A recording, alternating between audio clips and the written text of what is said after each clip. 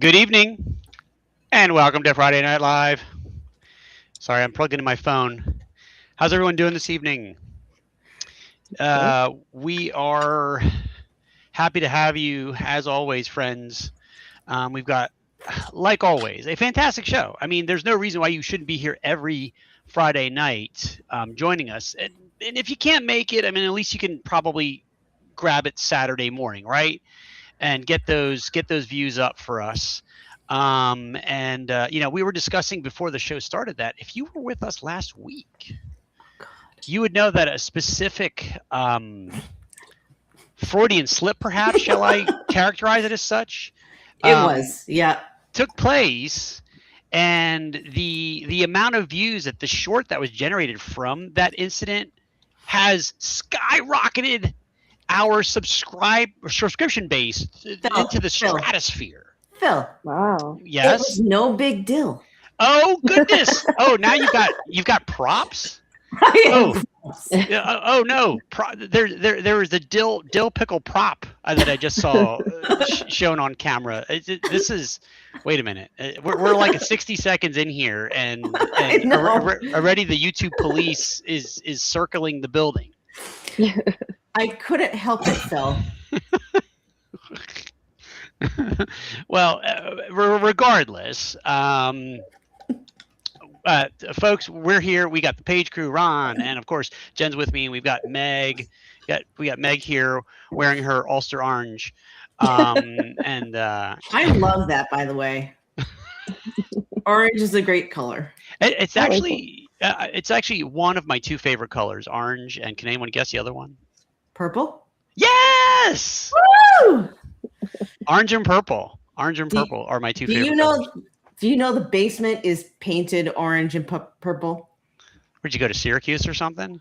Or No. Clemson? Orange walls and I think purple doors. Wait, what? Purple is a magic. Yeah, purple is a magic color. And so my husband's wizard staff only keep out room is purple. And we figured orange would make the place bright and nice. So yeah. Hey, like minds think alike, right? Or great minds think alike, shall I say? I think that's the great minds think alike. Other kinds of minds think like other kinds of minds too. Yeah, that just aren't nearly as great. Right. What are you eating, Ron? Some I'm eating gruel. my dinner. My dinner. Gruel or porridge or something. You remember last year when I was showing pictures of my pigs? Oh, don't tell me those are your pigs. You're not eating your pigs, are you? Pigs in a blanket. No, Jen, I am not eating the pork from my pigs. Good. As he just put in a gigantic mouthful of pork. There you go. Delicious. So, Phil, we have a great show tonight. Yeah, we do. And one of our guests has been, affiliated with Page since year one. And that is Mr. Brian Shutter. And we are going to... The Neon Lord himself. Yes. I believe he lives in, I don't know, some toxic wasteland. I'm not sure. Oh my goodness, there he is. Look at him. He's a ball of energy. I didn't realize that I was going to be on so early. Usually I'm in the back room eating all the cannolis all night, so I wasn't expecting. Yeah, no, we had to put you on front and center. So you could tell us all about the inner workings of your laboratory up there in New York. Oh, I mean, there's plenty going on. What would you like to know? Well, tell us about this bad boy. This Kickstarter that concluded a couple months ago. Yeah, so Neon Bastards is the Morkborg version of Neon Lords of the Toxic Wasteland. So we did a skirmish game that used the Forbidden Psalm rules called Violence Action Cash Prizes that fits in the the A5 we're calling Battle Bind. So role playing.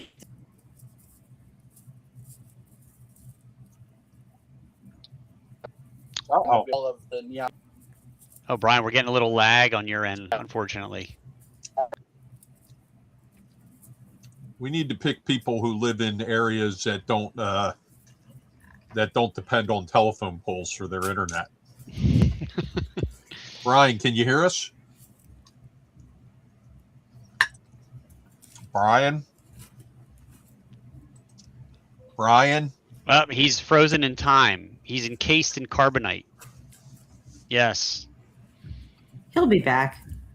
Brian, I am your father, Brian. Yeah. Maybe he just needs a reboot. Maybe we'll give him a second or two. I'm sure we can blab amongst ourselves while we're waiting for Brian to come back on. We can. I think perfect. he's. Oh, right. So, in the interim, we've got Mrs. Jennings in the house, who also happens to be Mrs. Meisker. Nice. I don't know if she goes by that name. No, she doesn't. Yeah. She tries to tell people I'm Mr. Jennings. I support that.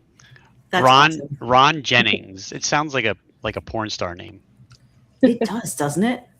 Careful, the YouTube police are already outside.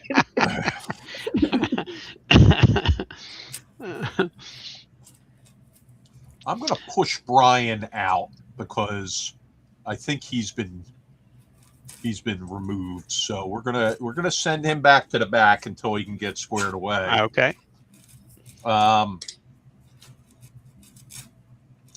We'll see if we see him. Oh, he's gone. Yeah, he's gone.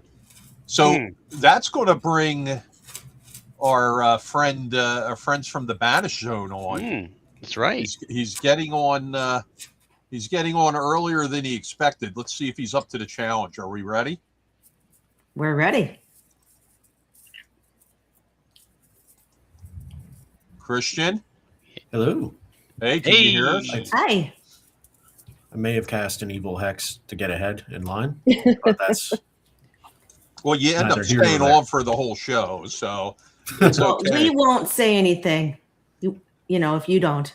So Christian, you're from a shop called the Banish Zone. Why don't you tell our audience about the Banish Zone, where it's at, what you specialize in, and why you're on the show?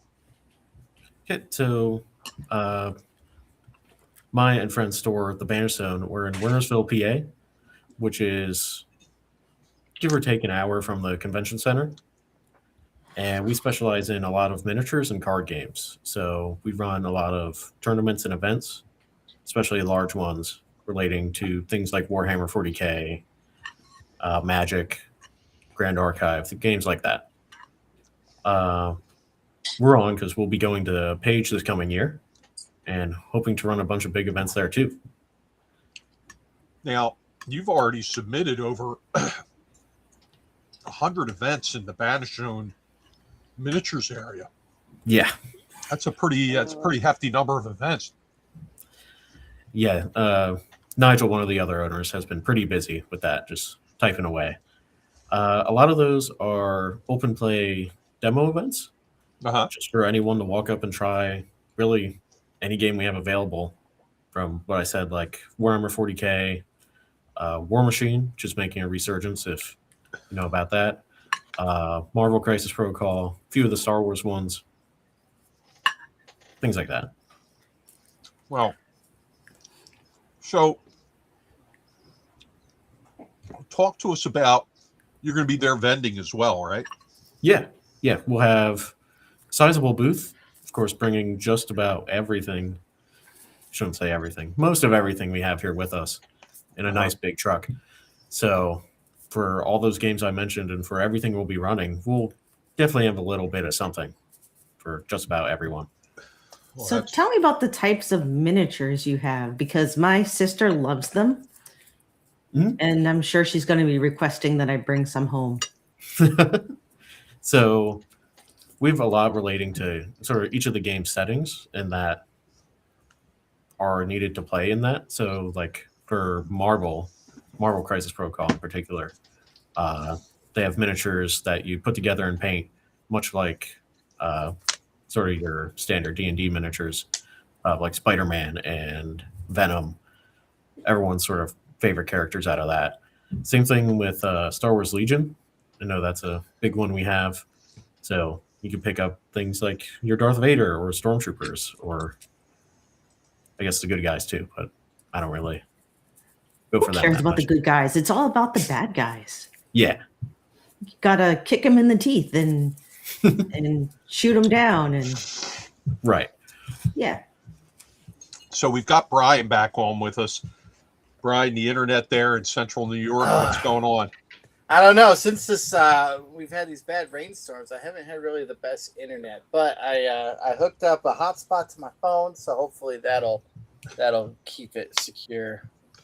So we were just hearing from Christian from the Banish Zone, talking about they're going to be running more than 100 demonstration events. Oh, very cool. At Page this year.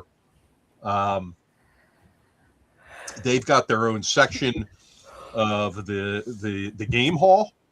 They're going to be selling from there, and they're also going to be running all these events. So it's pretty cool. Now, to be running events this year, right? Oh, you're breaking up on me. What'd you say? Yeah. I said you're also going to be running events this year, correct? I am. I'm going to be running a whole bunch of ridiculousness. So I got two or three games on the books. One is definitely all you can eat nacho night at Castle Beef Skull. I know that's the name of one. The other one I don't remember off the top of my head. But I'll have Neon Combat, which will be like a PvP style death arena at the table that you can come and just mess around with. I'll have Orb Tyrants, the Beholder skirmish game with me, and probably Roller Brawl too. I'll bring Roller Brawl again. I'll have a bunch of stuff at the table as well as running games. So, Roller Brawl. Yes. Where are you at with that? Because that was a big hit. Yeah, so Roller Brawl, we went to Origins with it, and it did really good. And then Matt is still in Guar, so he's on the Warp Tour, or one of those right now. So we're kind of on a hiatus with Roller Brawl, but we were still probably looking at like sometime April, May for a kickstart on that one. Well, I don't have to tell you, I'll be in on that. Yeah. Now, is Techno Destructo from Guar going to be with us at Page in January? Well, the problem with rock stars there, Ron, is they're impossible to get any information, and it's like herding a cat. So we're in August now, and I could ask him 1,000 times, I'll get 1,000 different answers. So the closer we get, I'm gonna start hammering it into him that he needs to either show up or let me know. Meg used to be a Guar groupie. Oh. I would still say I am. I love Guar and X-Cops. Oh, perfect. Yeah, Matt and Hunter were with us at Origins, but Hunter usually will come. He came to Page 2, and he was messing around with the Roller Brawl, so hopefully he shows up again. He was a big hit. People really liked hanging out with him. What a good guy. Now, you have a miniatures game going on, and we were talking about the Banish Zone and how they specialize in a lot of miniatures. You have a new miniatures game coming out, do you not? That's getting ready to go to Kickstarter? Yeah, it's kind of just some idea I had since like messing around, so I kind of just threw some rules together. We've been play testing it, and it's been a lot of fun. So it's essentially you're just beholders fighting for dungeon supremacy. Like that's really cool. Knock some eye stalks off, and you can graft them to yourself, and harvest organs out of your other beholder frenemies.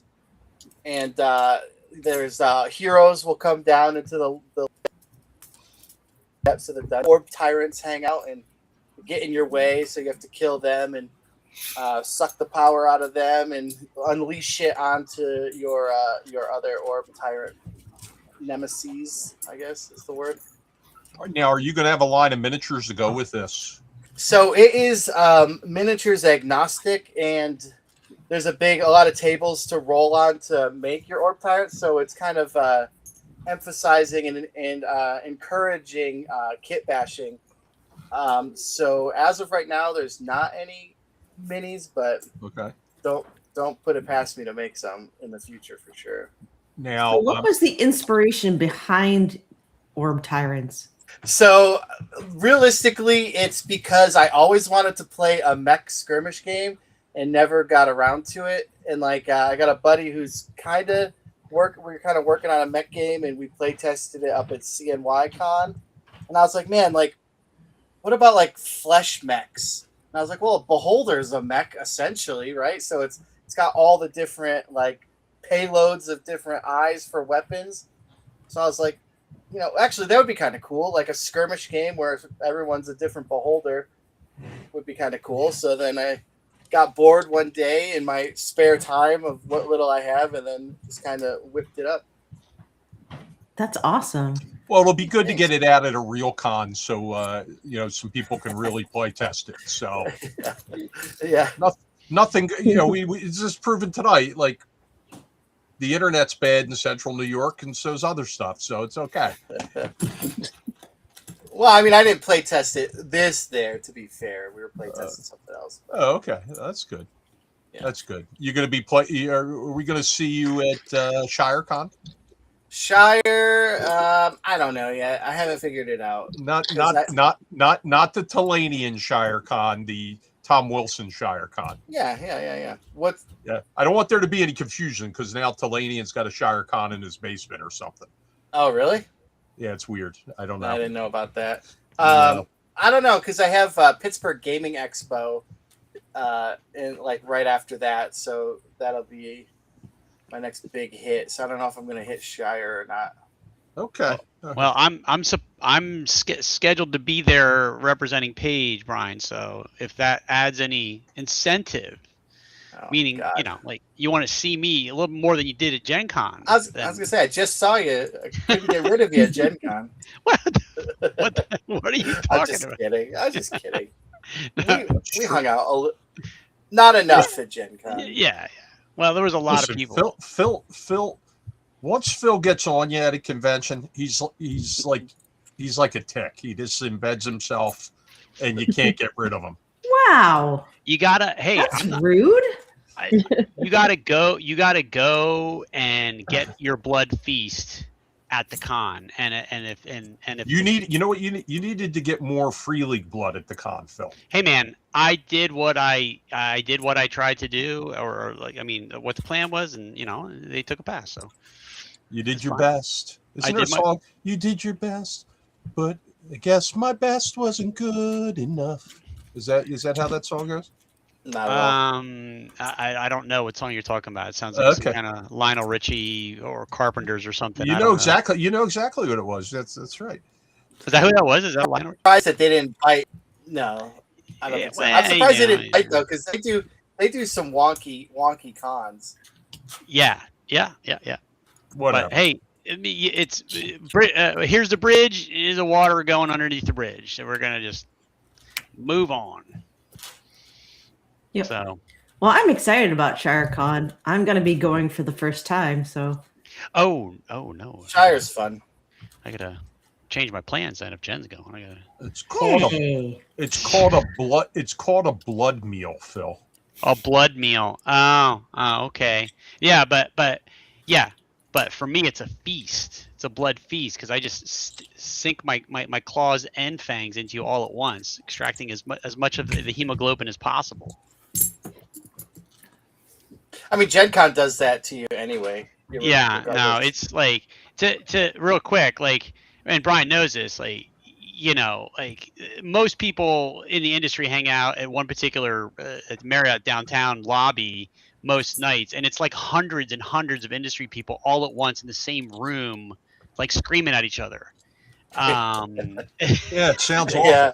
It sounds it's right awful. crazy. It's like crazy doesn't even describe like just people just grab you from behind and you're like you hope you know the person or like Where do they grab you at? like usually around the shoulder you're like so you'll be standing there talking to like 4 or 5 people and someone just grabs you in the shoulders and you turn around and it's like 4 or 5 other people that you did want to see and talk to and they're buddies. This sounds like Scandal.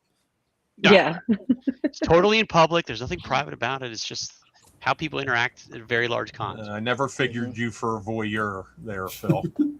I never figured you for an exhibitionist. He wasn't expediting anything. He was in the thick of it. Yeah. Like every Friday night at Gen Con, Luke Stratton has a gigantic his birthday party in the lobby of the Marriott downtown, and there's like hundreds of people there in a hotel lobby, all industry people, and it's just crazy. My wife suggested that it's like a nerd orgy. 100%. Yeah, sure. Well, hey, if the shoe fits. Mm-hmm. Now, speaking of nerd orgies, at the Banish Zone, you have a lot of gaming that goes on down in your basement there, do you not? I love that transition, Ron. Good job. I'm not at liberty to disclose any of that. So Phil and I went to the Banish Zone, and we had a great meeting with Nigel and Christian, and we were talking about what they were going to be doing at Page, and then I got lured down to the basement. Dun dun dun. And I was handed a bottle of lotion. Oh no! Didn't we make you sign a contract about this? I ran back up the steps. I ran back up the steps, and luckily I got to safety. But did you put the lotion in?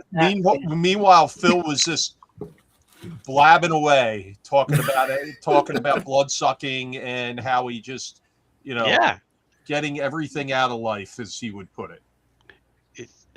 It's the spice of life. It's a veritable cornucopia of conversation, as I like to say. That's true. And you see the Banish Zone logo here, and the store is dynamic. How many game tables you have there at the store, Christian, upstairs and downstairs? I'd say we have about 50. I can't remember the count off the top of my head, but I know in front of me and behind me there's 11 down here. Mm-hmm. So, do you ever have to do sweeps down there at closing time to kick people out? Dude, all the time. Yeah, it's constant. We're installing a speaker system actually, so we can just be up there and yell at people down here through that. Are you going to say things like, "Hey, you don't have to go home, but you can't stay here. You can't stay here"? Yeah. Oh yeah. Where is the Banish Zone? I was out of it when the address was. We're in Warnersville, PA, which is not far from me, Brian. So interesting. Yeah, it might as well be Central New York, Brian. You know what I'm saying? Yeah. There's not a lot going on around here, except for you're near Reading, right? Yeah. Yeah. So what's the store's proximity to a Sheetz? Luckily about like 5 minutes. See, then it's a good shop. I'm cool with that. Yeah, actually there's a Sheetz quite close. Yeah. and a Wawa. Sadly they know me there. So now, Phil, do you have a Wawa or a Sheetz right next door to you? What do you have? There's a Wawa there's about 2 or 3 blocks from my house. Yeah.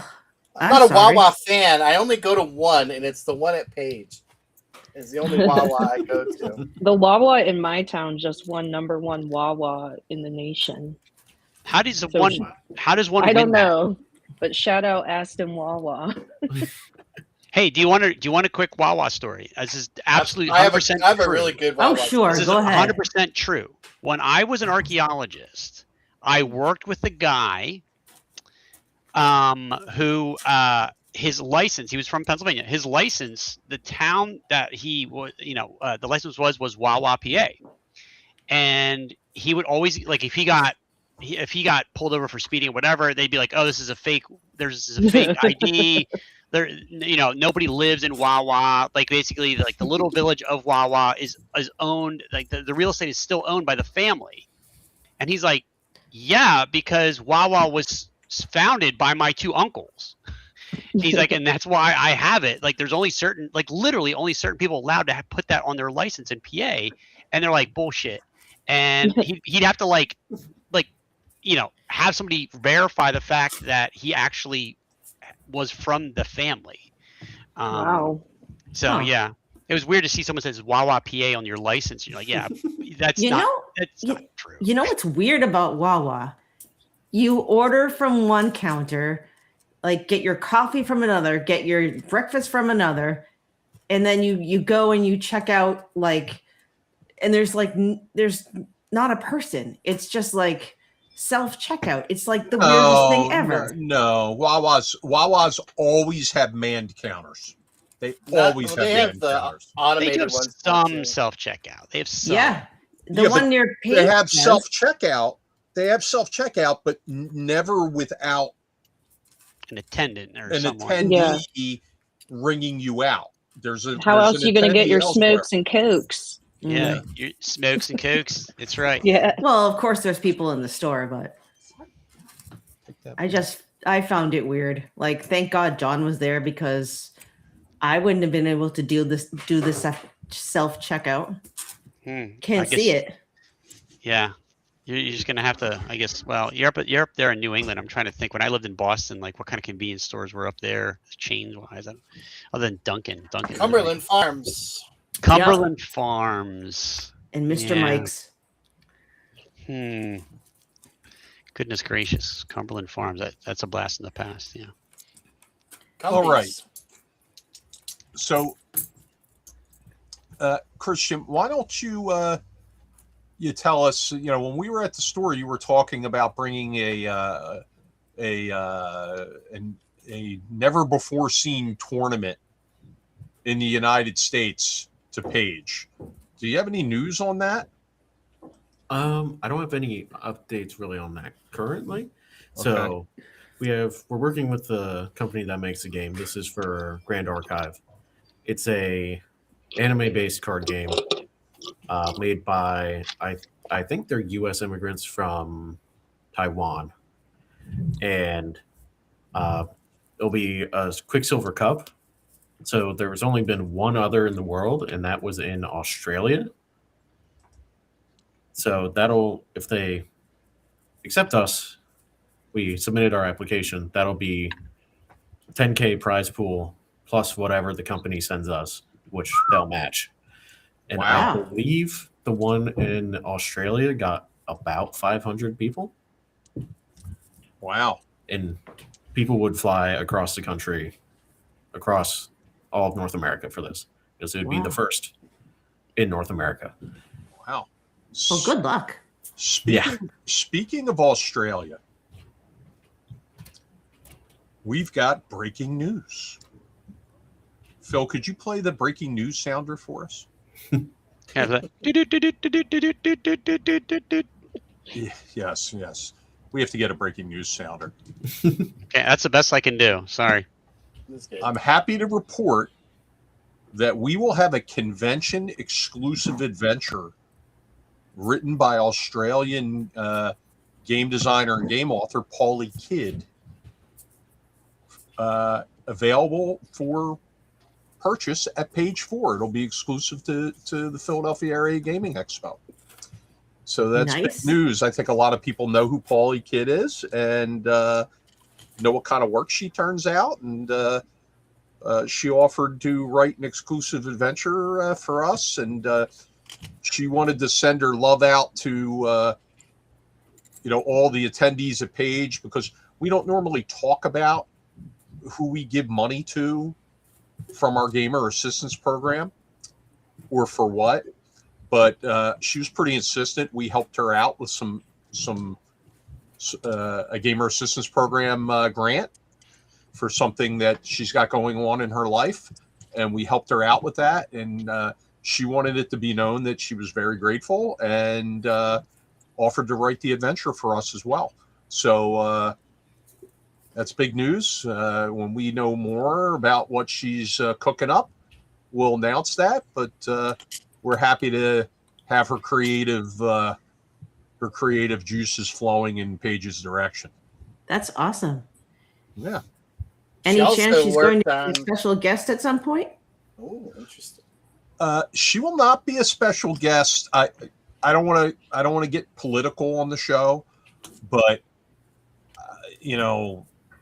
because she's a trans person, she's not going to come to the U.S. until this administration's out of office. And gotcha. It's hard to there's some concerns on her part. So so maybe in a couple years, yes, I would think so. Cool. She also did worked on the Shadowrun Super Nintendo game. Oh wow! If you didn't know, now you. Wow. So Christian went off camera so he could sneeze. And I didn't mute myself. But he didn't mute himself. And your when you went off camera, like a circular CM comes up on the camera, and it was like vibrating. It vibrated. I just wanted everyone to know why I went off camera. Okay. Yeah. It was a cool effect. Yeah. Right. Yeah. Yeah. However unintended. I see. We have Matthew Archibald with us tonight. That's good. Trolling everyone in the comments, I see, like always. Merkin Hero 3983. That's a new name, isn't it? Yeah, I feel like that's somebody we know. I just from. It's one of my people. One of your people. You have people? I do have people. All three of them showed up. Yeah, three of them. Oh, okay. Is this the other one? Karuger. Is that one of your people? No, maybe, I don't know. That could be. I know. Saw. That's someone from the store here that was stalking me. Okay. And then we got Devin Courtney with us tonight. Yeah. Yep. Devin's a page regular. Yeah. Yeah. Absolutely. And we've got Rip and Destroy. I guess I don't know who that is. That's one of my others. Tutankhamun, correct. Yes. And let's see what else we got. I was waiting for a Merkin joke to pop up in the chat, and thank you, Matt Archibald. Yeah, Matt, you're getting too familiar with my wife in the chat. Settle down. I gently use Merkin nonetheless, says Matt. Yes. Yeah, fantastic. Yes. Yeah, just all right. And folks, if you don't know what that is, you look it up, because I don't think we were going to openly discuss what a Merkin is.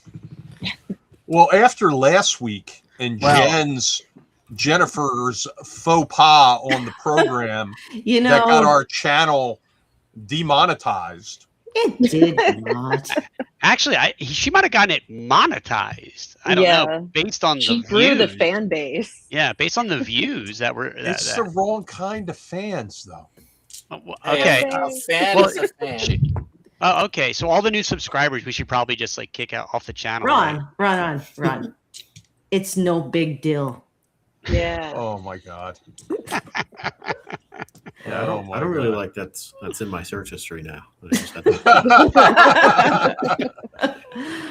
Oh. So Devin says, I just signed up for some games tonight. Looking forward to year 4 attending. That's right. There's an elite group of attendees that have been with us every year since year 1. And we do have something we're cooking up for those attendees for year 5. Interesting. Yeah, the Hall of Fame alumni board. That's not really what we're cooking up, but I mean, it'll be something along those lines, for all the faithful out there. Yeah. And this year, we're upping our game a little bit. We have a metal enamel Game Master pin for all our GMs. It's pretty darn nice, actually. So we're looking forward to giving that out as well. Yeah. Mm-hmm. What's wrong with the Merkin? Asks Merkin Hero. Nothing really. It's just I don't know if if you've ever played Past the Pigs, love that game. Merkin Birkin is a high point roll. A Merkin Birkin? I don't remember that role. I know a leaning jowler. That gets you a lot of points. You don't know what making bacon is, and yeah. And pig out or no, I thought pass making the pigs? bacon. I thought making bacon was like you lose all your points. No. You can't do that because they're making bacon. I just had to look up what a merkin was. Thanks. I can't believe so many people didn't know. I don't know what I don't know really what it is. Ron. Ron, you're better off. You're better off not knowing. You sweet summer child. Yes. Oh my God! Come on, man! What the hell? Yeah, it's a toupee for your genitalia. Well, thanks. You could have just told us. Dating back to at least the 15th or 16th century, merkins were worn by women to hide the physical signs of sexually transmitted diseases like syphilis, or after shaving off hair to combat lice. Pubic lice. This is prequel, folks. Well, I guess you're demonetized again. This was a prequel. Never mind. Nah. Brian got it. Yeah, Brian knows what we're talking about. All right. Yeah. No. Let's move on. If we can. How can we move on? I don't know. This is in a toilet already here, so I don't know. So where's the Merkin adventure? Good question. I don't know if anyone's asking for that. I don't know if anyone wants that. Well, Brian, you have a couple crowdfunding campaigns coming up.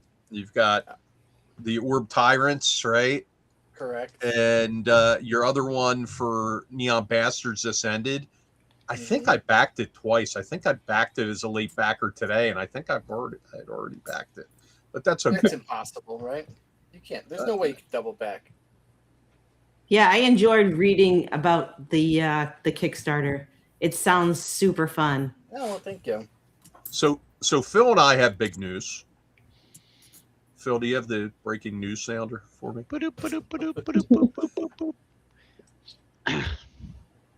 Oh yeah. So Phil, why don't you tell folks what's coming soon from me and you on this channel? So folks, here a good old on YouTube here for Paige. This is basically like our one trick pony is this show here, and so we've always thought that it might be interesting to kind of expand what we talk about. Myself and Ron, we like to crowdfund a lot of RPG projects. I do board game projects too. And board game Ron does board game projects as well. So, but we thought it'd be interesting to have a shorter format show where we talk about what's coming down the pike or what's currently in the pipeline or crowdfunding wise, to get people excited, whether they are special guests and their projects or just things that in general seem like very interesting things that have caught our attention, and we'll have guests on here and there, or maybe it'll just be us talking about a project. But I mean, anybody that's paid attention to this space in the last 10 plus years has known that crowdfunding has completely revolutionized the industry and how projects get to market. And so yeah, Matt Archibald, the earpiece makes Phil look like the android character from Star Wars. You mean Lobot? Yeah, the guy Lobot from Cloud City. Is that who you're talking about? I look like Lobot now from Cloud City. Goodness. Well, listen. I mean, unless you get a merkin to cover up that bald head of yours. I guess. Yeah. Yeah. Phil's apparently. magical merkin has. Well, Matt Archibald was suggesting Merkin of Disguise as a magical item. Ooh. Ouch. So coming soon, Phil and I are going to be producing a little show. It'll be he and I as the hosts, and we're going to bring on a guest who's got a current Kickstarter going on that either one or both of us are backing. And we're also going to talk about other things we're backing and things we're looking forward to coming out. And I'll be honest, and we might shit on some people if their Kickstarters are late. Well, you know what you should do? You should make it like Shark Tank. They come on to pitch you to back, and then by the end of the show, you either back it or you don't, and you just tell them straight to their face, like, no, I'm not backing. Or yes. Listen, I tell people no all day, every day at work. I don't want to tell people no. Or it could be kayfabe and you're always going to back it. Yeah. No, yeah. Yeah. But I'm looking, you know what, we're going to talk about what we're backing, what we're excited to see, and what we're disappointed that we don't have in our hands yet. Yeah, you know, I'll say, folks, there's sometimes, like, I mean, I really watch this space very, very carefully, and there are really, really, really good projects that slide past me, things that I would have backed like day one if I would have known about them, and maybe I'll catch them like in the last like day or two, or I'll have to do like a late pledge or something because somehow it just slid under the radar. I missed the Fire and Ice board game. Well, there you go. There's a good example.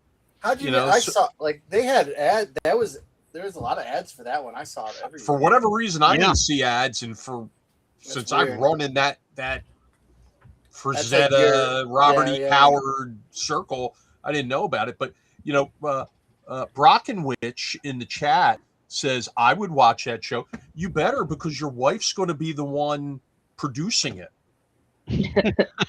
Yeah. Yeah, I don't know if you have I don't know if you have a choice. It should be called the Ron Tank. No. No. Oh, Matt Archibald wants to know. Oh man. Yeah, I don't, just let that slide by. Just let that comment slide by. Come on, I can't see it. Tell me. Does Satine Phoenix have any Kickstarters we should look out for? Yeah, that's and Phil, don't be talking about letting stuff with Satine Phoenix slide by. It's not good. It's not good. Yeah, folks, if you don't know the drama behind that particular person in the industry over the last few years, there's lots of places you can go online to read about that. So, but it's a sordid story. Phil was at her wedding. I wasn't there that year. Phil was at her wedding. I wasn't there that year. Maybe Brian was there. Brian, you go to Gary Con sometimes. You know, he was. No, this will be my first year. Next year is my first year at Gary Con. Seriously? Oh man. He was. Phil was there, and instead of throwing rice, they threw Spellfire cards. I had a big deck. Yeah. Hey, Spellfire is awesome. See, that's what I'm saying. And I didn't even pay Brian to say that. I liked it. I was just talking to Jefferson Dunlap about it, about trying to do trying to bring back defunct collectible card games, like buying like booster boxes of them and then just doing like a tournament at a con or something as an event. That'd be cool. That'll be perfect for Central New York. That would be fun. I'm gonna do it at Page just to spite you. Just to troll me in the parking lot. That's fine. January. Yeah, January 15th. January. In the Page in the parking lot. That'll go good. Yeah. You know, the Banish Zone can sponsor it. Sponsored by the Banish Zone. But yeah, it's gotta be worse though. It's gotta be like one of the worst collectible card games though, I think. But Spellfire? That's a great game. No, I'm saying Spellfire is not. That's why it doesn't work. It's yeah. gotta be a bad. Here we go here. Our good friend, speaking of crowdfunding, our good friend James Intricaso's Crow's Kickstarter or backer kit through MCDM hit 825,000 in 2 or 3 days. Yeah. That's Ron and I had the pleasure of having James visit Ron's home back in July to do some playtesting. James was kind enough. He lives in Jersey as well, but not really. Meg was with us. She played. Oh, that's right. Yeah. Sorry, Meg. Yeah. My poor goat. Oh yeah. So I played in the afternoon. Game, but that's it's an interesting game, and it's a deadly game, and it's wacky and fun, but I think it's going to be great. I'm very much looking forward to it. So, all right, Yeah, we have somebody who just joined in from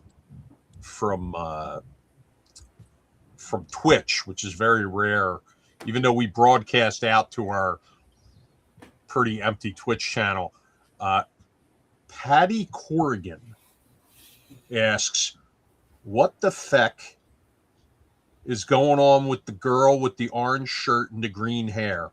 She seems confused about what part of Ireland she's from. You didn't. No one said that. And I wore this shirt because it's neon. This was for Brian. I wore this to show my love for neon and toxic stuff. Yeah. And it also represents a united Ireland, a cause we can believe in. yeah. There you go. Cool. So,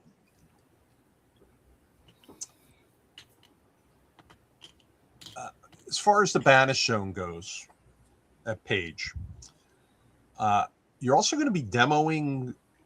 I saw today some events come across. We're going to have Learn to Play Magic events over there. Oh yeah, we're going to be trying to cover as many bases as we can. Nice. So I'll be like Magic. We're hoping to do the Cyberpunk TCG if it comes out on time. Right. May or may not. But also things like we were talking about Grand Archive. Then we have it's another one called Riftbound. It's based off League of Legends, the video game. Yeah, so sure. That as well. Definitely a big one right now. Can we get some? Can we get some Cookie Run? Because absolutely, we'll have that. Was the most asked about.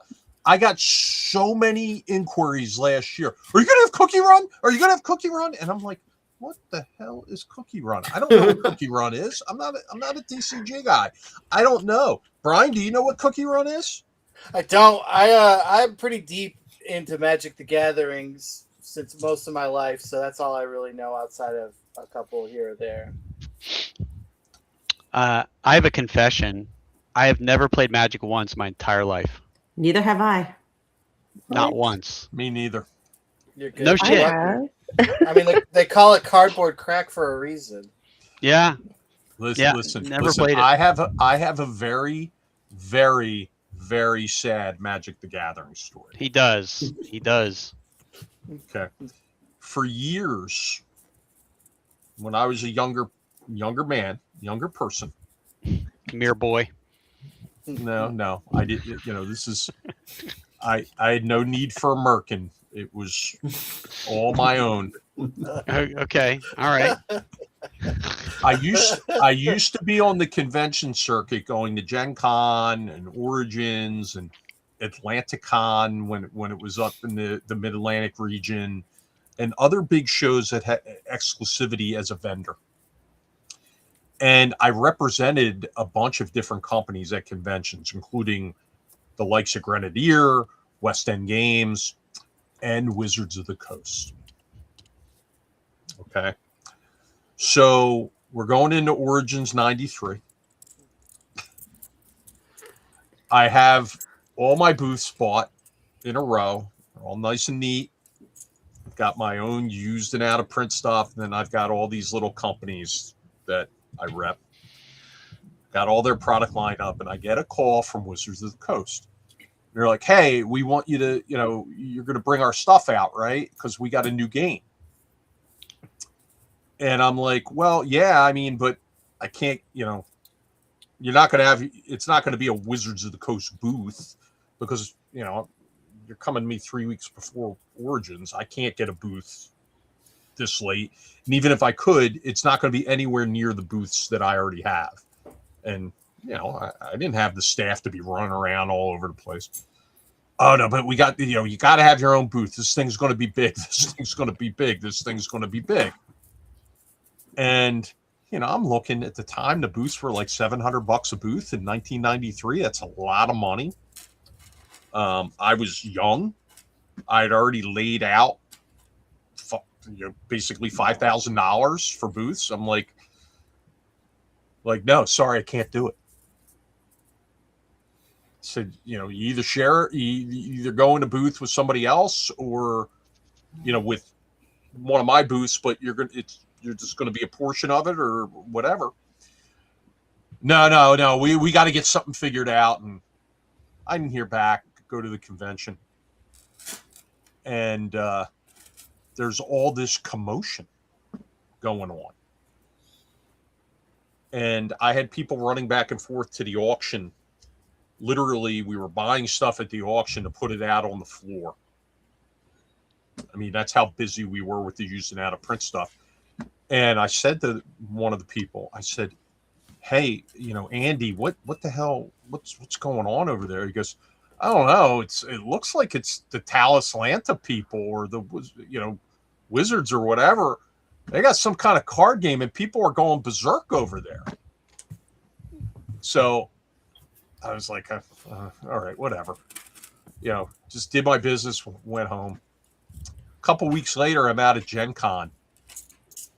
And it was like a nuclear bomb went off there for Magic. Based on the feedback from Origins. And I remember going, look at this. Look at this. Boy, I dropped the ball. Right? Like I said, I told them no. Now keep in mind, they literally had nothing to offer when I used to rep them. They used to send me like, 6 boxes of material to put out from their role-playing game lines. So I took a hard pass on it, and the rest is history. And that's why I've never bought, never opened, never played. I've never done anything with Magic the Gathering because it's like a sucking wound in my stomach. Like I'm like the guy who, cashed out of Apple back in the 70s. Yeah. But there is another side to it. Like I didn't really care for, like the folks at the Banish Zone are good people, they're gamers, they're this, that.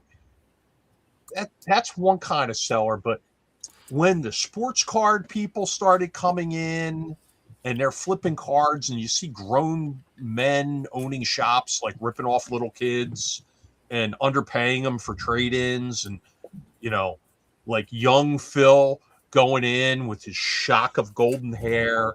And he's like, hey, I got this Black Lotus. Can I get 6 unopened packs of Spellfire? And and they're like, sure, kid. You know what? Wait a minute. Make it 4 and we got a deal. Yeah. Like, I think it brought out some of the worst in the hobby.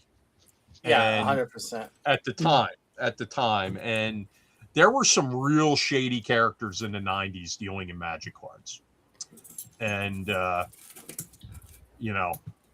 all good. Well, I've never played it, but from what I understand, if you don't have the latest and greatest Magic pack set, then you're not going to be good at the game. No, that's not true anymore. The big thing is what's called Commander Magic. So it's like it's essentially you can use any card from all of Magic's history, with the exception of some banned and restricted cards. But you can use like anything. There's no rotational period. Can I use Can I use as many land cards as I want? You can use basic land cards. Yeah, but the deck has to be exactly 100 cards, and it's a singleton format, so you can only have one of a non-basic in there. I was just playing that last night, actually. I've been playing since it was called EDH.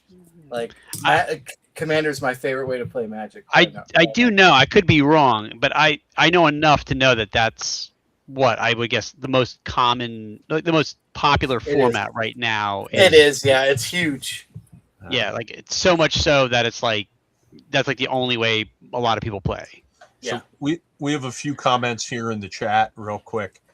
Matt Archibald says, with Meg's white skin, the orange shirt and the green hair, she looks like the flag of Ireland. Thank you. Or the other one. Depends on which side it's facing. Yeah. Someone asked, how many banishers are coming with you to Page?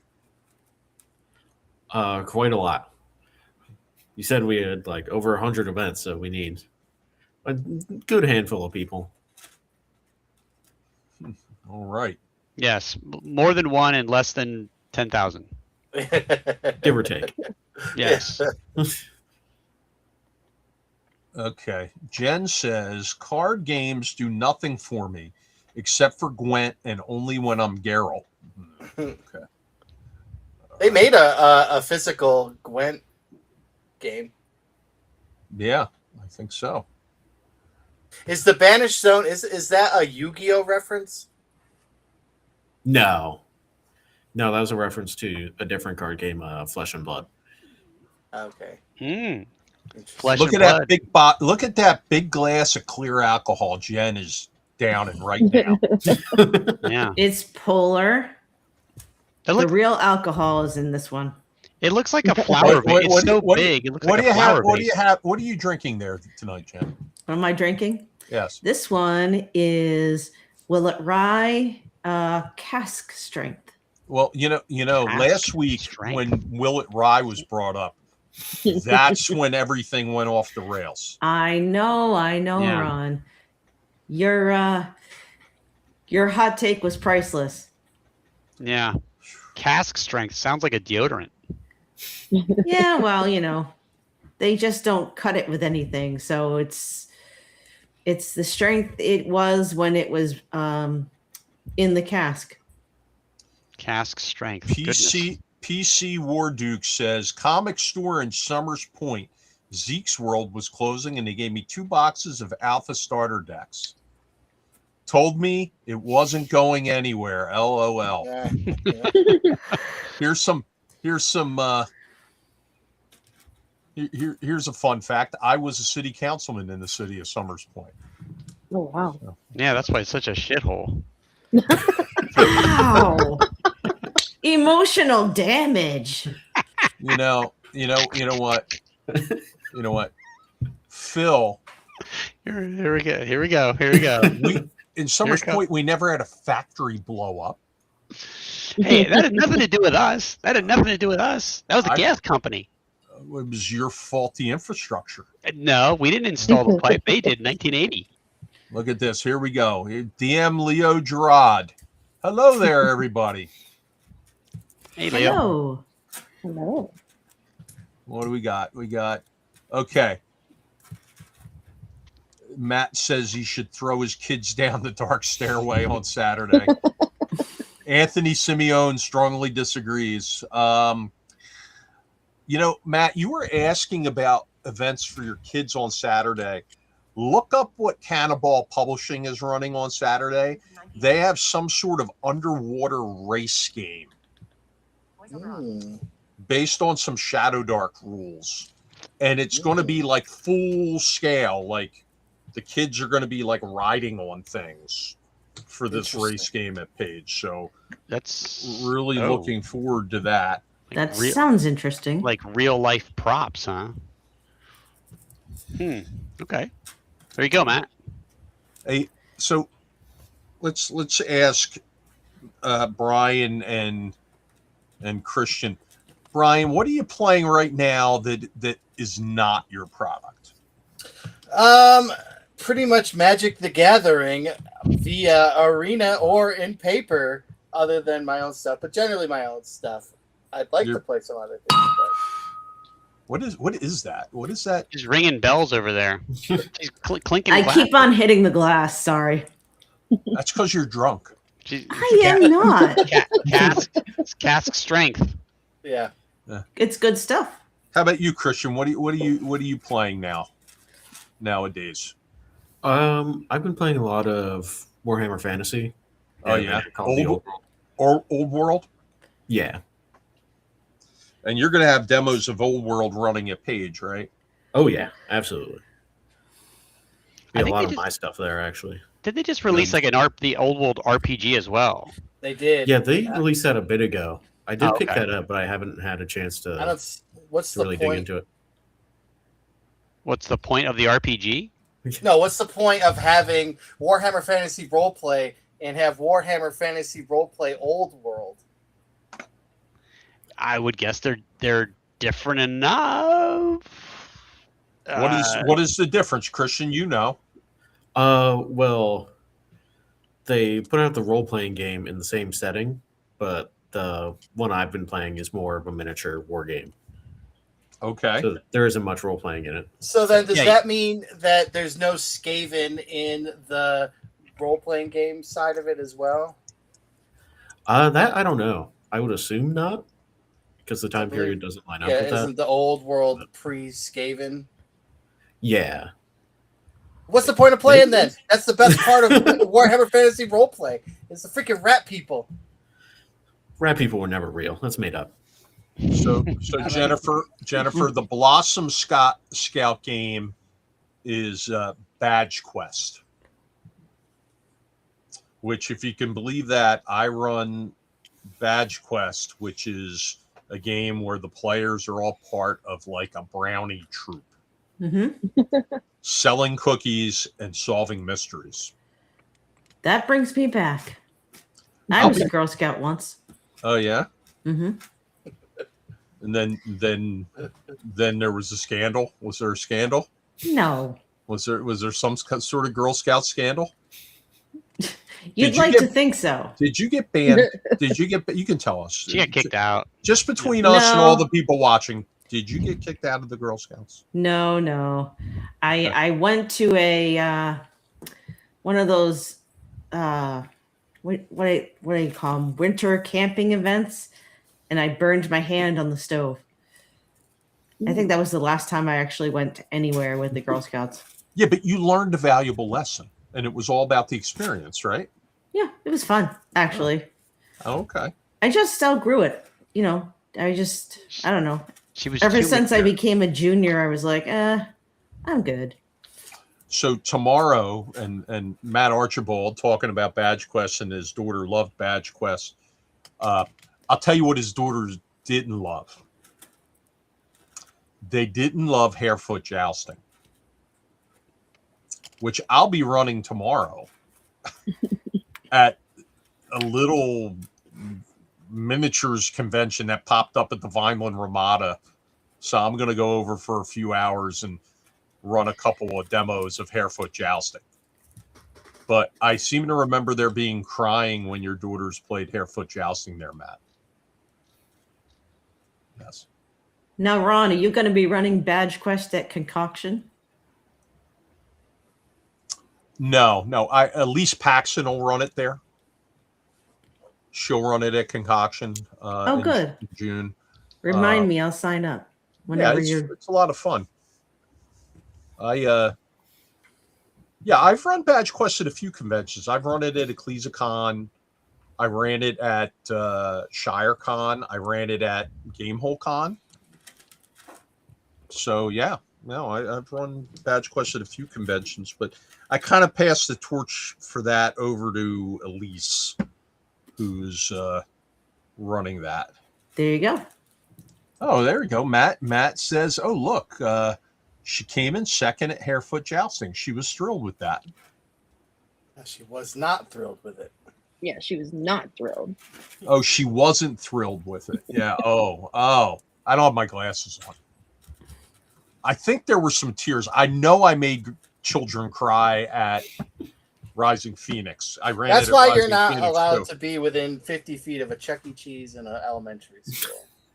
No, I don't go within 50 feet of Chuck E. Cheese because I'm lactose intolerant.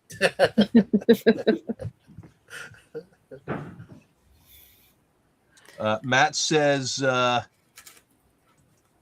daughter didn't like 5th edition D&D either. She liked the loose play style.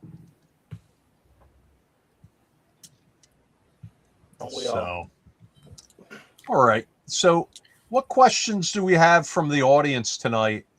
I know we've had a few, but what questions do we have for Christian or Brian about anything they have going on, what they're going to be doing at Page, anything with their products coming up, anything with that Banish Zone is going to be focusing on as part of their in-store inventory.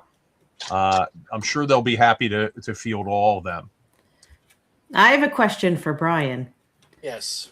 So Neon Bastards is described as a cassette apocalyptic game.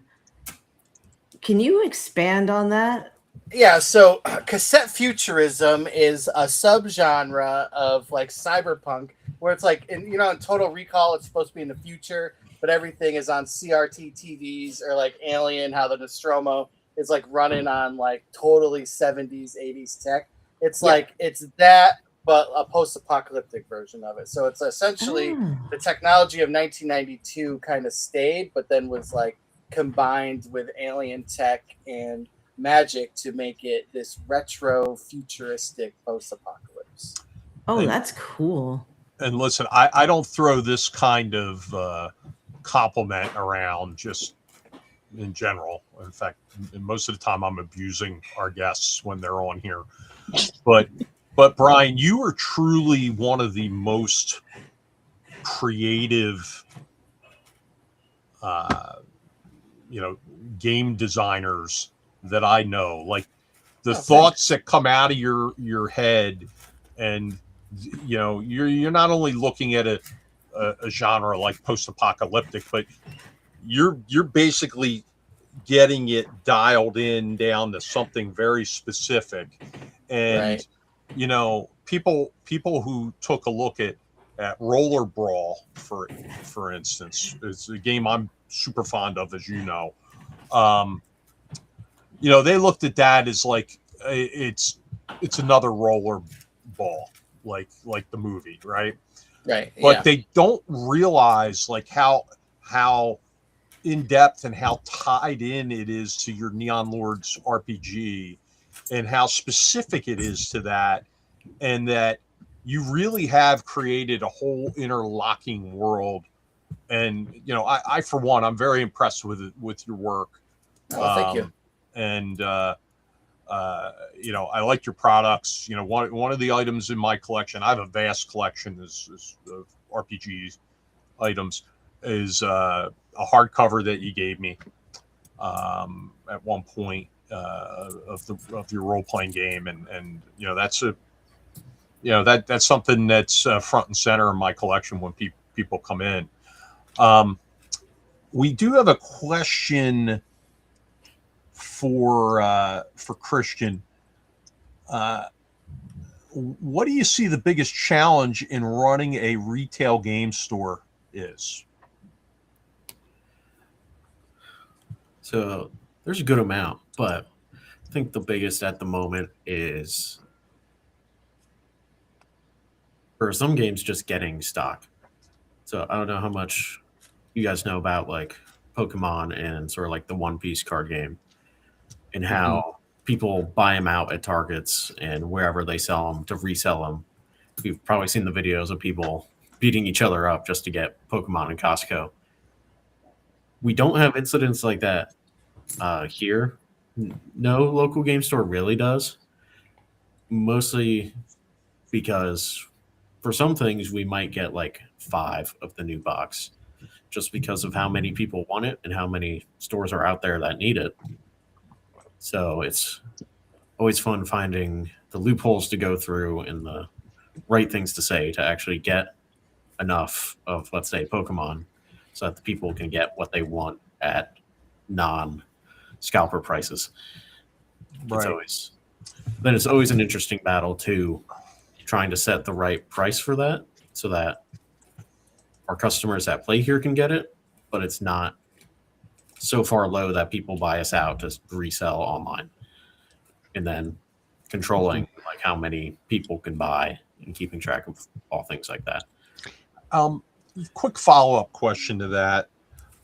how have you been dealing with like the smash and grab thefts that we're seeing so much in the news, where stores who focus in on the card gaming, like they're getting broken into and people are like smashing stuff up to steal cards overnight and things like that. Like, how are you dealing with that? So we're lucky enough to not have that happen just yet, but there were 3 stores around us within like 15 miles that's happened to. I think we're lucky in that we're sort of in a strip mall here, and right next door is a magistrate's office. Yeah. Constantly police officers going in and out. So that's a big thing. And we also really just have to keep up and make sure all of our security systems are all activated and good. Because like for you, Ron and Phil, you've been here, you know, there's big glass windows. There's not really much we can do to stop people from getting in. So it's more about just catching them after when it happens. Yeah. Now I saw the news articles about the thefts in your general region from those other game stores. They said all the thieves were wearing purple. Is that a coincidence or that's I'll have to plead the fifth on that one. Okay. I see. That's just Grimace. Yeah, he does his own thing. That's not us. Grimace is my favorite McDonald's land care. Do you know what he is? Really? Ron, do you know what Grimace is? A little pop culture question. I thought he was the inevitable nodule that appears in your colon after eating too much. He is not. No, what is he? He is a taste bud. Whoa. I had no idea. There you go. Doesn't he have a scary Irish cousin?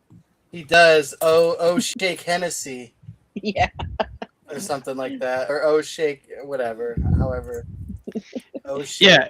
So Brian, here's a question for you. When you were a kid, how much Saturday morning cartoons did you watch? All of them. All of them. Because that's when those stupid McDonald's commercials were on. I watch them on loop on YouTube still. Like they're incredible. I do too. That reminds me of my question for you, Brian. So you've got a game called Roller Brawl. When I hear that, I instantly think of a show I watch on YouTube called Roller Jam from the 80s. Is that kind of like inspired by? Oh, I don't think I've ever. What is Roller Jam's not the American Gladiators on roller skates with the alligator pit? It kind of is, yeah. And they do like these weird tracks, and the teams all have kooky names and really funny costumes. No, it was never inspired by, but after the fact, we've watched a ton of those shows to kind of get. They're so fun to watch too. It's insane, yeah. Okay, let's see. Local game. Wes says local game store around here had a Pokemon order stolen as they were being. I think it meant being loaded into the store. It's insane. Wow. Mind blown. Huh. Well, gotta catch them all, I guess. Yeah, you gotta catch them all. Yeah. What's wrong with people? Yeah. Hey, if that sounds insane, I remember about 10 years ago now, I heard a story about where people were at gunpoint robbing trucks as they were leaving almond groves in California because there was an almond shortage and like they were worth more than like street drugs. It's crazy. Wow. So it was like freshly harvested almonds. They were just like jacking people and putting up roadblocks and stuff like that, stealing almonds off the back of trucks. So it could be anything. It could be anything. Yeah. Cabbage Patch Dolls. Oh, Cabbage Patch Dolls. Yeah. Brian, did you have a Cabbage Patch Kid when you were a kid? I did. Yeah. I did too. Do you remember the name? Do you remember the name? It was Peter. Mine was Eugene. Oh, interesting. I can't remember mine's name. I had one named Bridget. Ron, what was your Cabbage Patch Kid's name? He's just gonna go ask him. He's gonna turn around. He's got his whole Cabbage Patch lineup right next. First of all, I did not have a Cabbage Patch Kid. I was too old for Cabbage Patch Kids. What we had Raggedy Ann and Raggedy Andy. And we had Dapper Dan. Does anybody remember Dapper Dan? Yeah, wasn't it? Was that the puppet? Wasn't a puppet. It was a doll, but it had like a zipper. It had like a jacket with a zipper, and then it had a shirt with like buttons. The buttons and the Velcro and the tie. Okay. Yeah. I remember I was upset because he had like a fabric hair, right? Just like, like a different color fabric for his hair, but he had these like yarn, like a yarn calic, and I thought he needed a haircut, and I cut it, and then I was upset that it didn't grow back, but I was like 40, so yeah, I didn't know any better. Did you put him? It was last week. Oh, did you put him next to your Teddy Ruxpin and your Rainbow Bright? I didn't have any of those. That's again. I had Beanball Barney. If anybody remembers Beanball Barney, he was like a character, like a cardboard character holding the baseball bat with his hat and his uniform and stuff on.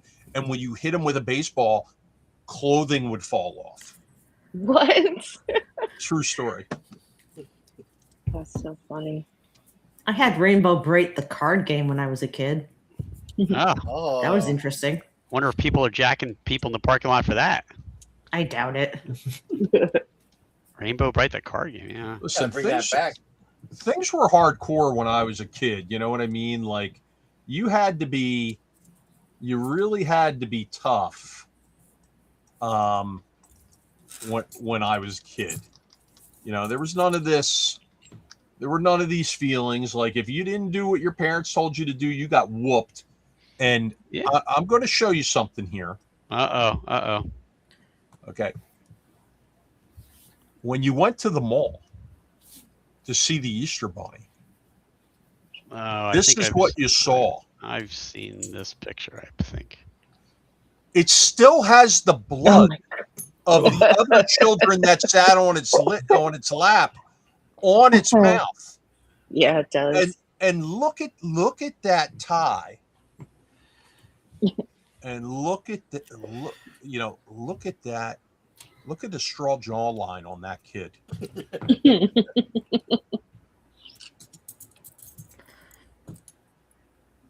It still has still has the blood. I can see the Ron, blood. show us on the doll where the Easter Bunny touched you. Yeah, for real. Oh God.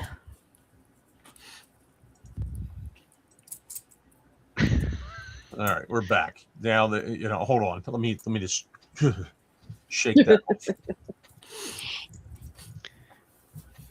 All right. So, do we have any other questions? Let's see. I had My Pet Monster and My Buddy. Yeah. I remember My Buddy. My buddy. I had Kid Sister. Wherever I go, he goes. Yeah, no one's ever gonna forget that commercial. Yeah, the commercial. It's just that was a song classic. Just rings around in my head. Yeah, My Buddy. Yeah. Look, he looks so confused. I don't know. Proof that Ron was actually a child once. No. Wes says that was objectively terrifying. Yes. Easter Bunny at the Menlo Park Mall was more convincing. He jumped me. I'll be good. I feel like that's a Mallrats reference. I don't know. It might be. Yeah, I haven't watched Mallrats in many years. I feel like, does it not take place, or like Menlo Park Mall? Isn't it take place? I mean, it wasn't filmed there, but pretty sure it's in a Jersey mall. Some mall in Jersey, I think, is it where? I mean, most of his stuff is, most of those movies in the Askew universe or whatever takes place in Jersey. Yeah. Poor Christian is sitting there thinking these people are so damn old. Yeah. Probably. I'm just thinking I haven't heard of most of these things. So yeah, a lot of 80s toy references. The 80s were the best. At some point, there's going to be some kind of like someone's going to bring it back in a crowdfunder or some card game or some like Netflix cartoon, Like my kid's 16 now, and she's like a huge Dark Crystal fan. Crazy. Because like the Netflix show a couple of years ago, which, by the way, if there's anybody that hasn't watched that, I don't care if you like puppets or not, that show kicked ass. It was so good. Listen, Jen says she loved the 80s, right? I do. Her husband just sent me this picture of Jen in the 80s. Wait, what is that? Okay, that's not fair. I can't see it. It's just some random chick with big hair. That's modern. She's like on Instagram and dresses as if she was in the 80s. Yeah. Yeah, I follow a lot of those people. I think it's fascinating. Did she do it? Did she do a duet with Joey Royale? No. He should. Joey's coming to Page this year for the first time. He is. Yeah, I know. I'm excited. We've been talking about it. Yeah, well, that'll be exciting because his stuff is he's just finishing up a Kickstarter himself.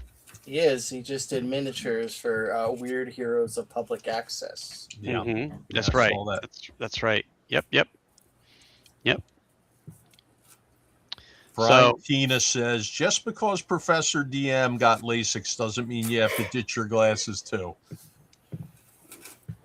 Listen, Professor DM can do whatever he wants now. He just had a pretty successful Kickstarter. Yeah, I would say so. Yeah. Seven digits gets you somewhere in life. Yeah, it's true. So. All right. So what other questions do we have for our guests? Brian's starting to nod off. He's getting old. Yeah. And Christian I'm always nodding off. Doesn't want to be stuck in the basement of the Banish Zone. Well, he's got to walk out to his car and drive home tonight. He might, he could get jumped on the way out. Mean streets of Wernersville. I'll tell you what. People could take him at. They could make one of those little tennis ball cannons and take him at tennis ball point and say, "Give me all your Pokemon cards." Yeah, he could stop at Sheets on his way too, so he does have it. I was thinking about it, but they're open 24 hours, so we're good. Yeah, I don't have one. I think the closest one to me is like 3 hours away. Is that like a Dunkin's? Sheets is like a gas station. It's like Wawa. It's like essentially a Wawa, but better. Oh, okay. So wait a minute, Brian, do you follow that first girl on Instagram? Is that who you know she is? Definitely. Seriously? Yeah, there's a whole lot of them that they dress and act like they're in the 80s still. Yeah, it's like pinup girls, but the 80s version. And there's males as well too. Mm-hmm.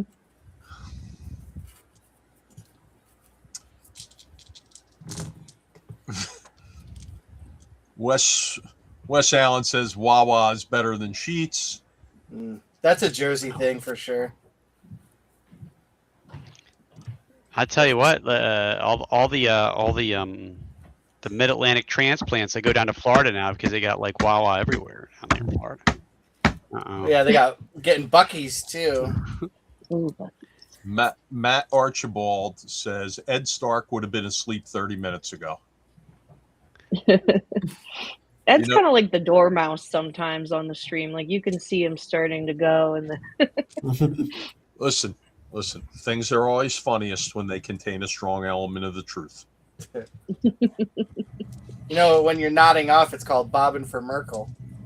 As long as it's not bobbing for Merkins.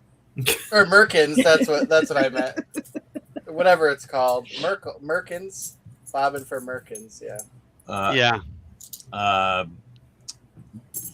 J. Laurel Jennings suggests Brian's Hi-Her Girl is probably on OnlyFans.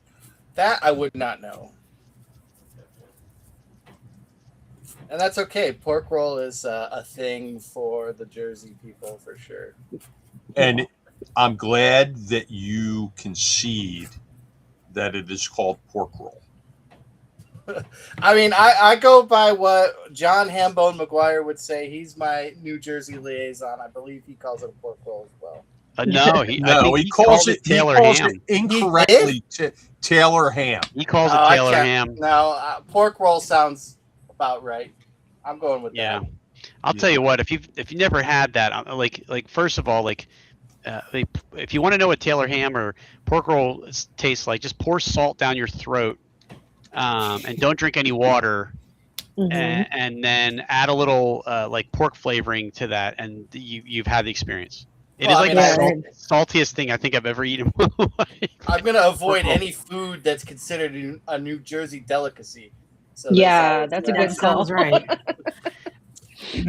Pork roll is got to be the saltiest food I think I've ever eaten in my life.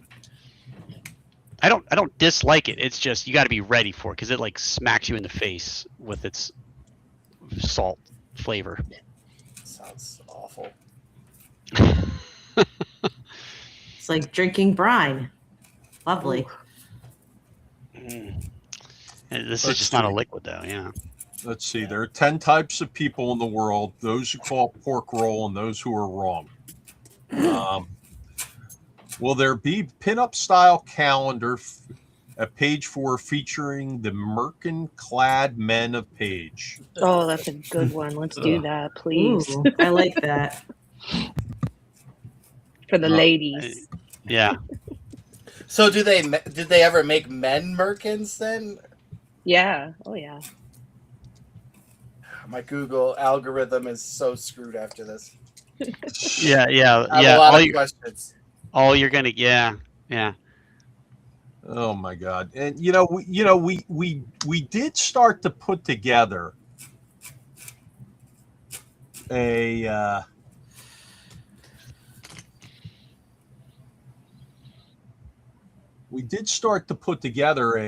the Men of Page calendar a couple of years back. I don't know if anybody ever remembers. We were previewing some of the photos that were out there for this. I know exactly what picture's coming up. I guarantee you. I know what ready. picture's coming up. Here it comes. Here we go. Yeah. No, poor Chet can't defend himself. No, it's not right. Oh, leave Chet alone. He's not defend here. himself. Look at that physique. Well, he could call himself Chet Costanza. Yeah. That's okay. You know what? Speaking of Chet, we had a little incident the other day. Jen. No, don't. Jen was sending me a text asking if me and shit could talk to her friend about Kickstarters because me and shit have run some Kickstarters. Hashtag dictation problems. So what you're saying is Chet is the equivalent of shit. Is that what you're saying? Jen? No, that's not That's what what I'm she saying. said. That's what she said. She clearly was taking a shot at him. I was not. Chet, if you're watching, I love you. Man. So, what? Nothing. You literally called him shit. By accident. Well, he is third tier, so I mean, third tier artist. Much. You just want another banger short. That's all. Oh, whoa. Listen. Stop with your dirty mouth. You got a potty mouth. It's the flower vase full of Everclear that's starting to kick in. Yes. No. So okay. So since we're going there, did you and Jen talk about the person I suggested? Well, Jen reached out to me and asked, and I gave her an answer about it. Yes, I gave her an answer. Okay. Yep. I mean, the answer was sure. We'll give him a guest pass, but that's it. We're not paying for rooms. We're not doing any of that. so he can sleep in his car or in your room on the floor. Well, or in the bathtub. he's trying to find a place. Oh, okay. Right now. Well, he can go to our portal, the block. The Hampton still has a couple of rooms available, I think. They do. Really? Yes, they do, and which is literally across the parking lot from the Hilton. Yeah. So okay, I'm gonna tell him that. Well, you better tell him soon, because I'll be honest, registration has been banging. Yeah. The last week and a half. I mean, we've been getting crushed. Yeah, the fence sitters have decided to finally get off their butts and get their badges. I'm actually looking at the number right now. Since last I checked earlier this late afternoon, and it's gone up again. It's because they heard Free League's coming. Wow. Well, they heard wrong. But badge sales have been brisk. Yes. Which is good. This is the time of year when we would traditionally start to see these types of things as event selection season continues to unfold here. Well, Jen, Neil needs a roomie. Yeah. You just put that in the chat. Yeah. And Neil is hyped for Paige. He's always excited.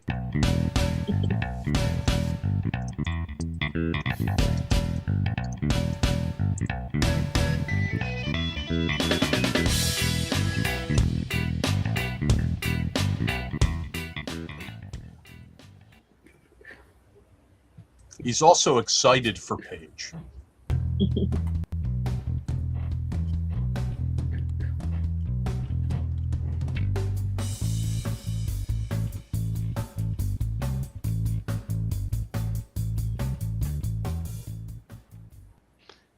All right. Gentlemen, we are going to let our guests go here, but we're going to give them the last word, if I can get them back on the screen. Where'd they go? There they are. All right, Christian, what do you want to leave us with tonight?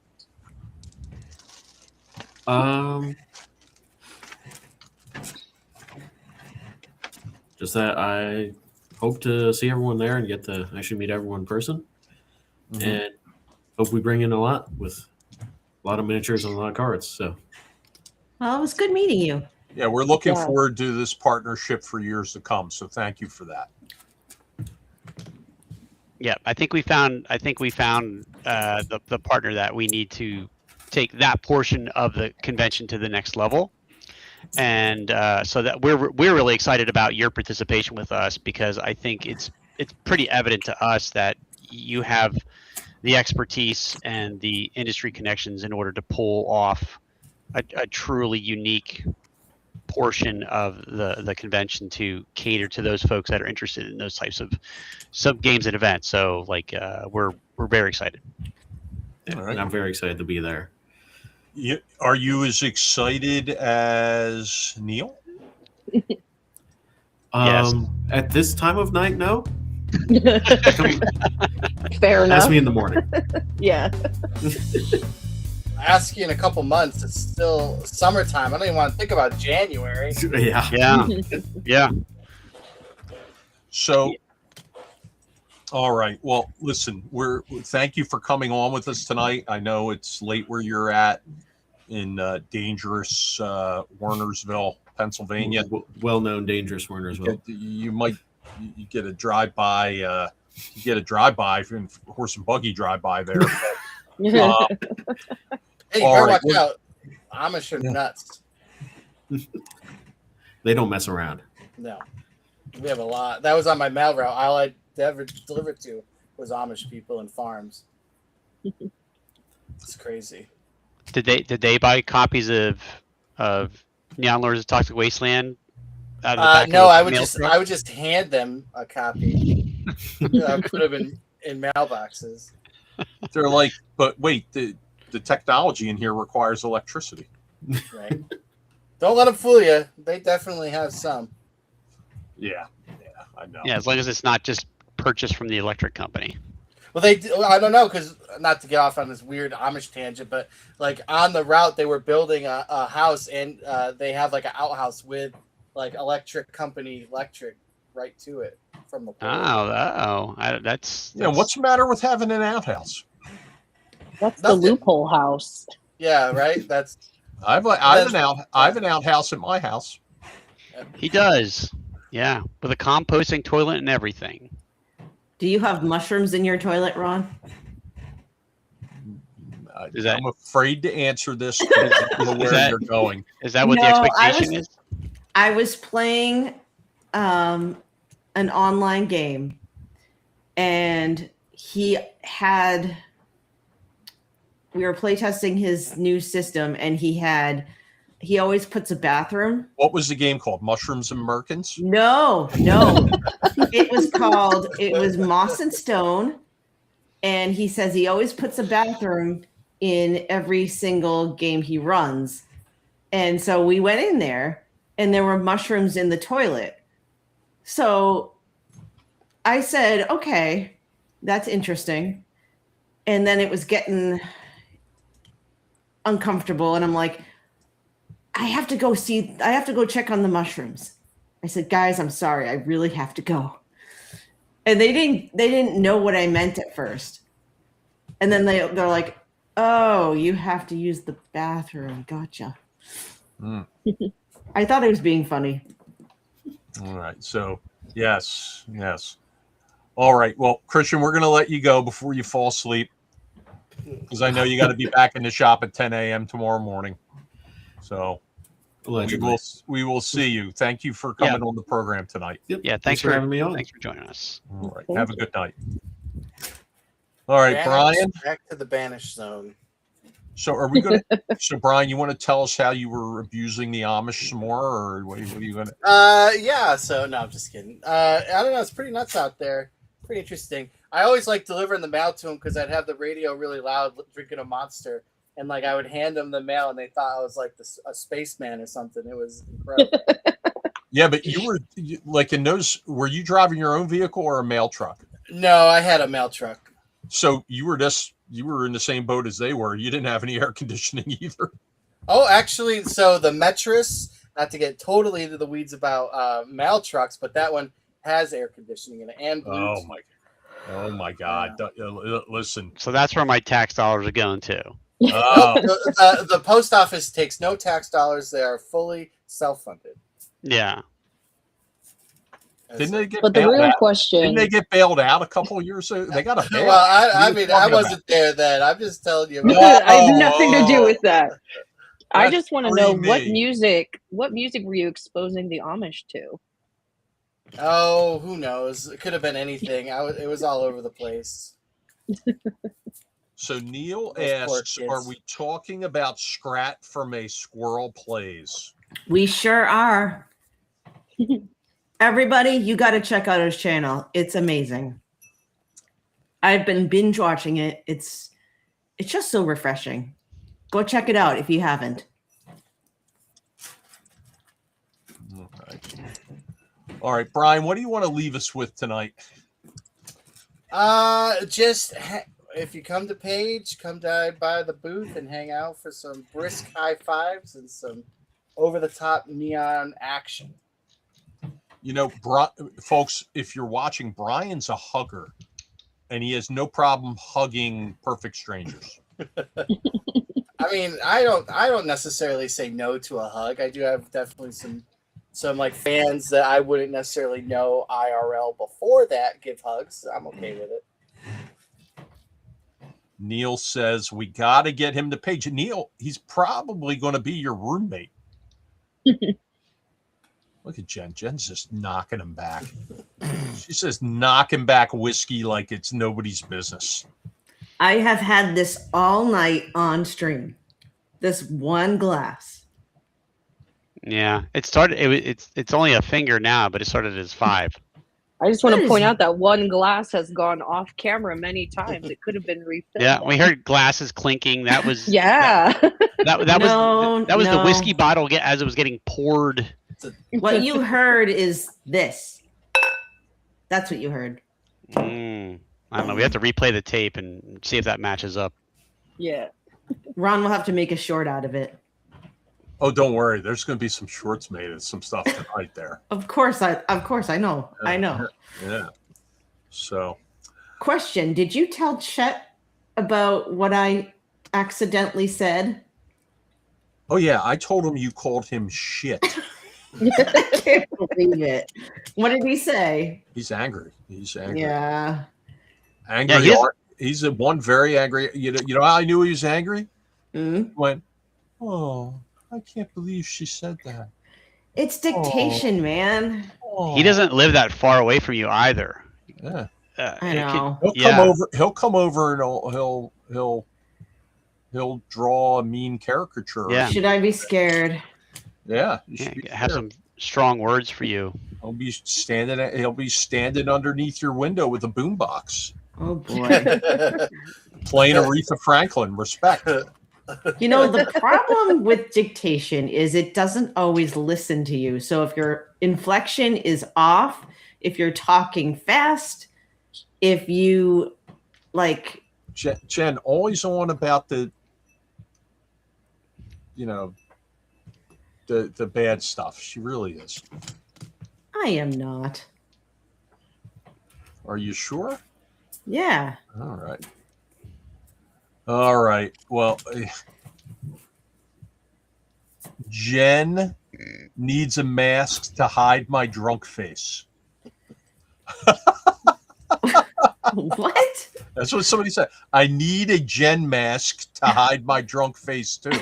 Oh, okay. Well, there's plenty of them on Etsy. There you go. Just type in drunk mask. All right. Well, listen, Brian, thank you for coming on tonight. Of course. Thanks for having Yes. me. We will see you soon. And when do you think Orb Tyrants is launching? So I'm thinking the preview page, right? Yeah, I'm thinking like October 6th. I mean, it's all done and written. The books, I'm just waiting on the cover art to get finished. But other than that, it's been done. Waiting on artists to finish the art is painful. It is, yeah. It's like all like Neon Bastards too. That's literally all I'm waiting on is more art. Like that's the cool thing about the new Kickstarter way with the digital files. I just been throwing the books in there. So like the first two books, like backers already have the PDFs of them, but like I'm still waiting on the art for the third one. So it's like, well, kind of like at a standstill there. And then like other stuff like with like Exalted Funeral getting files back. So it's just like in this weird like flux of like things going on that I was like, oh, I could just bust out this new game real fast and made some Orb Tyrants. I heard a rumor that there's going to be some playtesting of Orb Tyrants happening soon. I mean, we play test it all the time on the Discord over on the tabletop simulator. We play it, and Paige will also. I mean, it'll be way out by Paige. I mean, it's essentially going to be a print and ship type of situation. So it'll be for sale at Paige even. Well, I'm looking I'm looking forward to it. You gave me a little glimpse of the rules, and I'm all in. I'm going to be really giving it a long look over this weekend. So maybe even an Orb Tyrant tournament of Dungeon Supremacy at Paige, perhaps. Well, that would be wonderful. That would be wonderful. Yes.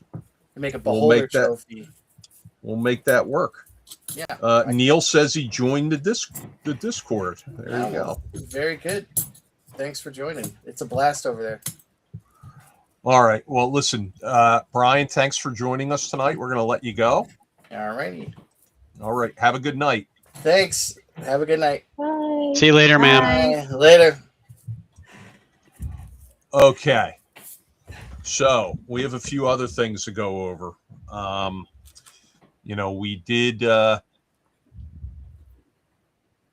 We did talk about what we're backing, and for anybody who missed this earlier, Phil and I are going to have a new program on this channel coming out, strictly talking about crowdfunding campaigns that we're backing, and we're going to bring on some people who have active crowdfunding campaigns to talk about their projects. To talk about their upcoming projects. Now, a couple other cool things that we've got going on. We've started to list some of our live plays, including the Professor Dungeon Master live play, but our most recent discussion has been this game here. As part of our Cananza subgenre event, which has a lot of Conan content this year. This is going to be a live play game, free to watch, and we're going to have Jim Zub running the game. And you're going to have a couple of Robert E. Howard scholars and Jeff Shanks and Mark Finn in that game. You're going to have Tony Winslow Brill, and as you can see, she's almost as excited as Neil is to be part of the game. And Matt John, the author of the Conan, the Hyborian Age RPG that I love so much. And of course, Zeb Cook. And some people might be saying, well, why Zeb Cook? That seems random. Well, it's not random because Zeb Cook wrote the TSR version of the Conan role-playing game. So that's going to be one of the live plays that we're going to have, and that's going to take place on the main stage in meeting rooms 1 through 4 at 3 p.m. on January 16th. But we can't just have one Conan live play. We have another one scheduled here, and we're going to have Matt John running it because, he's the designer of the system. And Jim Zub and his wife, Stacy King, who is an author and a designer and has written for Wizards of the Coast. She's going to be one of the players. Elisa Teague is going to be in that game as well. And then Vincent Darledge, who wrote the lion's share of the Conan role-playing game supplements when Mongoose had the property. And Chris Lights, who was a line manager for the Conan role-playing game when Modiphius was producing it. So that's going to be a fun game, and that's going to be in Seminar Space 700 which is meeting room 7 on the 14th. I have a feeling that's going to end up getting moved to the main stage, though. So a couple of cool live plays, and we've got more live plays to announce in upcoming weeks. I want to remind everybody that Concoction, the dates are set. It's June 25th through the 27th.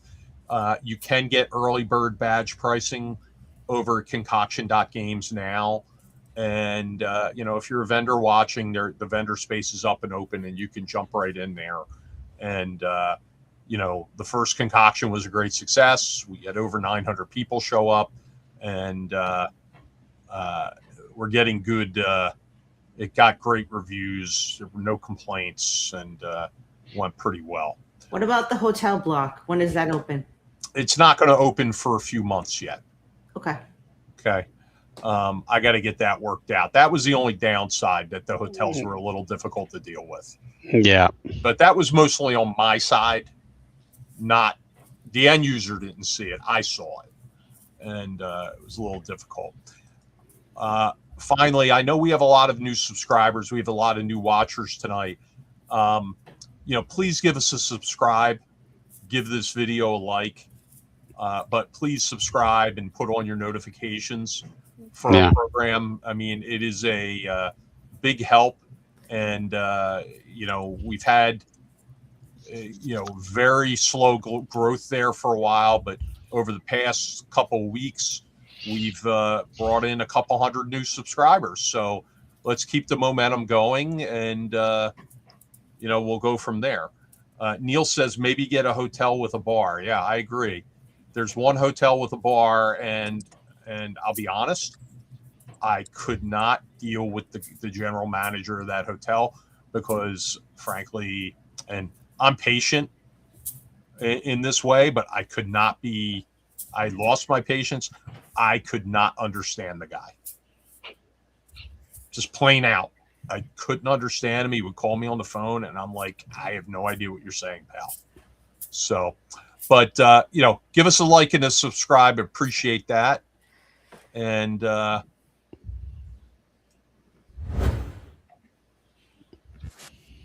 you have to do it because we had a little automated like and subscribe there for you. Yeah, and commenting as well. Even the comments that drift in during the time that we're here, great. But if you're watching this later, Saturday morning or over the weekend or what have you, also commenting on the video also helps the algorithm decide that it's something that other people should be taking a look at as well. So please feel free to do that. All right. Meg, you got anything you want to get out there to the world before we go off the air tonight? I'm wearing neon for not specifically orange. It's neon for Neon Bastards. Oh, okay. All right. Phil, do you have anything you want to? Just to remind folks,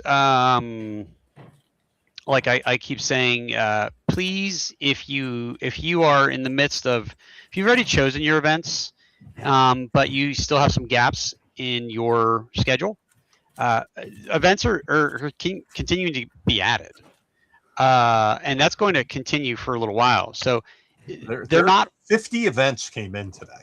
There you go. Wow. 50 events that were not on the calendar yesterday will be on very soon, if not already. And so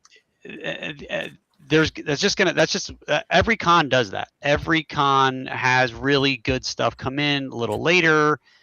And so you want to be hopping in there and you want to be sifting through, searching for the types of things that you're typically interested in.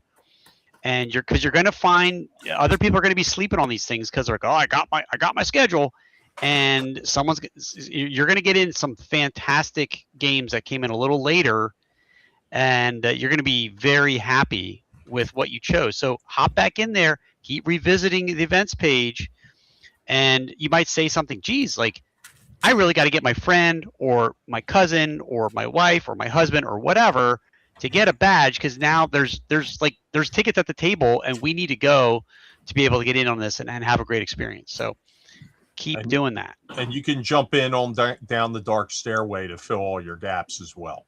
And that as well. So if you want to pull a Matt Elias and just go like 16 hours a day, you can do that at Page. We've got the opportunities for you. And Matt's one of our staffers who is known, a little inside joke, he's known when he goes to a con, like literally playing 12 plus hours a day, every day at a con. He's insane. This year, Page is running 20 plus hours of games throughout the course of the weekend. Yeah, he's a machine. He's an absolute machine. That's impressive. Good for him. He only lives 3 minutes from the convention center, so he gets to sleep in his own bed. So that, and again, if you haven't gotten a badge, VIGs, they just chose today, right? Right. So if you want to choose right away, grab a VIG badge, because the two higher level badges are sold out. Gold badges are sold out, and of course, supporting patron badges are sold out. And we're going to be talking about this more, but gold badges are going to, that's soon going to be a limited entry thing, where if you had a gold badge last year, you're going to have an exclusive window to re-up your gold badge the following year, and then we're not going to do any more. The gold badges will be limited to 200, and that's it. So we're not going to quite do that, but starting next year, if you get a gold badge, you will have the right of first refusal to renew it from year to year. So that'll be important. Yeah. Mm-hmm. Yep. So get the badge, go in there, poke around in the event schedule. Let us know if you see something. You know, we do have folks that are messaging us about mistakes that they see in things that don't look right, or that they seemingly can't register for because of how the event was entered into the system. So if you see something that looks a little goofy, reach out to Ron and I, and we can go in there and take a look and fix that to make sure that it's listed the way it needs to be. So help us out if you can, and that would be great. Other than that, I think it's time maybe for us to say. Well, Jen, what do you got? What do you got? And you can What's take Jen? it out. All right. So for the new folks, if you have a second, check out the Blind Bard. I provide tips and tricks on how to play the games with visual impairment. And like I said, check out a Squirrel Plays channel because he's awesome. And what I'm going to be doing over the next couple of weeks, tomorrow I have a play test of my adventure, which is a blindfolded session, which I am super excited for. And yeah, that's pretty much it. So we will see you next week, same time, same place. All right. Good night, everybody. Good night. Good night. Good night.